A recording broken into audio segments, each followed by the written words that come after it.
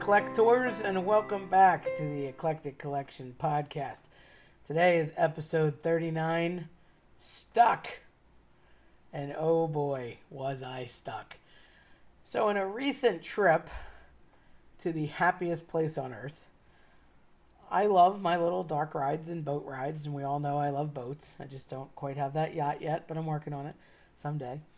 And went to what used to be Maelstrom in Norway and is now the Frozen ride, which is pretty cool. And they have all that new animatronic stuff, and I love the little boats, and it's very Viking and Norse mythology, and it's cool. So we go through the ride, and everything's peachy, and you do a little backwards part and a little drop, and you get a little splash, and not so much. And then the very end piece where you're going through the village, and there's the fireworks, and it's cool. And it was nighttime, coincidentally, that we were on the ride, but my two friends and I were in the second to last row of the boat, and we got to the edge where clearly you like hit the little part that you're supposed to kick open the doors, and then you're done the ride and just drive around the front, and it's time to get out. Well, we hit the little boat part and clicked open the doors, but that was it. We were stuck. And I thought, it'll click in a second. Nope. Another second. Nope. And everything just kept playing and playing and playing. And the only thing I could think that would be worse than this would be Small World. Because you're stuck with creepy dolls, no projection animation whatsoever. They're very close to you. And that song could make you put a fork in your eye after you listen to it enough. As much as I love Small World, no hate. But after 65 times in a row, it starts to get old. So they're little fireworks everywhere, and the projections are going, and the noise is going, and the music is going, and we're just stuck. And now the little boat behind us is crashing into the back of us, and we can't move. And there's another boat behind them that's now crashed into them, and we can't move. And we're waiting, and we're waiting. And 5 minutes turns into 10 minutes, turns into 20 minutes, and eventually, after many little characters breaking through saying, "Hello, we're stuck, it's okay, it'll be back, technical difficulties in a minute," in his little wannabe Norwegian accent. No, just kept sitting there, whole lot of nothing. And once we crossed the half hour, 35-minute threshold, finally the actual Disney representatives came on and said, "Yeah, we're having some technical difficulties, you think? So just sit tight, we're going to be with you in a minute." But we didn't really know what that meant. And, of course, we're all looking at our watch because it was the last thing we were going to do at night until we could go see the new Harmonia show in Epcot. So we had time, but not that much time, and you know how things go. It's like New York blocks.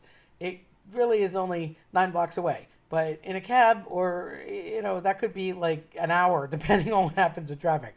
So Disney time just slows down somehow. After around another 15 minutes, they get back on saying, "Oh, stay with us, folks. We'll be back. We'll figure it out." Well, it was 45 minutes in, and finally they turn off the music.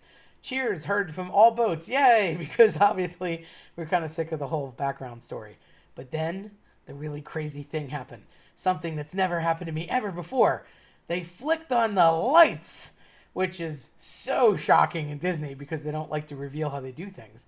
And I took in all that I could visually, but the whole room, even though it was nighttime, was lit up immensely. And you could see where the lighting was and where the projections were, which was very cool for me from a technical perspective. But it was crazy. It was like watching a dog walk on its hind legs. And we stayed that way for about another 10 or 15 minutes. And a mechanic came over with a flashlight and started looking at the stop that the boat was on, realizing that, we were stuck and there was a mechanical problem and we just how to reset everything. So they actually tell us about a little less than an hour in that we're going to be evacuated from the ride. Now, I've heard that this happens, and it happens more often than people think, but I've never had this happen. And as much as I've ever gone to Disney, it's just lore in my world. I've never thought about it. It's like some legend that you just hear about and isn't true. So I thought, oh my God, this is the first time I'm ever going to get evacuated from a Disney ride. And I thought, we're in water, deep in a boat. How is this going to happen? And no sooner did they say it, I start to hear this like, and what it was were the grates that it looked like the grates were rising, but in reality, they were just taking the water out the bottom of the grate. There's all this metallic grate that is kind of like a manhole cover looking thing. So it's dark iron or brown, and the water generally covers it. So when you're floating by and you're in the boat, about, I would say, chest level to where you're seated is this grate, and it's covered in water. So if you were to actually stick your hand out, which don't do that, that's a no-no. But if you were to do that, you'd probably have maybe wrist deep or elbow deep in water. So they just took the water and sort of sucked it out the bottom underneath the grate, and then you could walk on the grate. So they came by, and after it lowered, they tilted the boat a little bit to the left so you could get some footing, and they went row by row and took everybody out to step onto the actual grate platform. And then you walked around the ride to an emergency exit that was very well hidden in go away green, as they like to call it in Disney. And it was the cast members' entrance. So it was like their break room and where they clocked in. So that was spectacular to me. That was like its own ride because you never really get to see behind the scenes in Disney ever. And I don't think we were back there 5 minutes, but it was just cool to see that there's real people there too. And they walked us through and took us out to the other side of the exit where you would normally go out. And we did make the fireworks. It wasn't a problem at all. They were very kind, and they gave us all another pass to be able to utilize at any park the next day, because that was really it. After that, it was just fireworks and time to go home, and the park was closing. So luckily we were there another day and able to use it the following day when we went to Hollywood Studios. So that was very, very nice of them. And it was kind of funny because the three boats sort of bonded, and everybody got talking and joking because it just lends itself to so many jokes and silliness when you're stuck hearing the same music over and over again. So of course everybody's like, cold never bothered me anyway, back and forth. And everybody was in a really good mood. And even though we were all worried about fireworks, luckily we did get to see them, which the new show, by the way, is worth seeing, Harmonious. Very cool. It's got a lot of water in it, actually, and fountains, lasers, sprays. It's very different than the one that they had running for years. I did like that one where the little earth opens, but now it's like barges that they project onto. There's a lot of projection there now, and I guess the tech has evolved.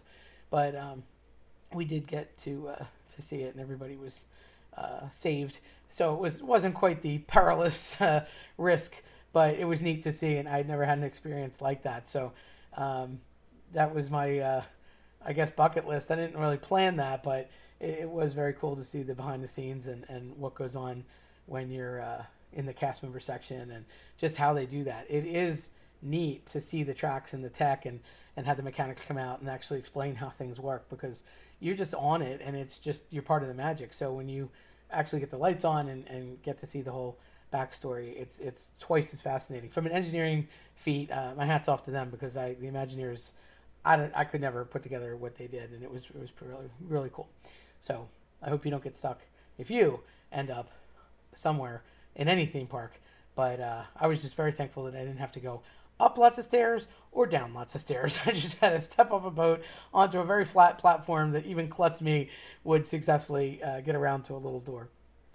If you liked the story today and would like to check us out some more, go to eclecticcollectionpodcast.com or follow us on your preferred platform. And don't forget to check out Mysterious Morsels, our YouTube channel that talks about all things spooky, funky, interesting, and just as eclectic, but we like to call them Mysterious Morsels. So go check that out on YouTube. I'm Terry Tenaglia. Thanks for listening.